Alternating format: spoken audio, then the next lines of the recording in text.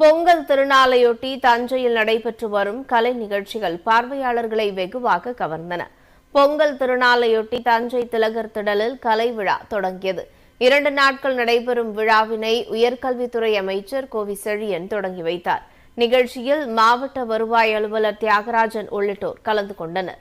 நேற்று நர்த்தனாலயா நாட்டிய பள்ளி குழுவினரின் பரதநாட்டிய நிகழ்ச்சி நடைபெற்றது.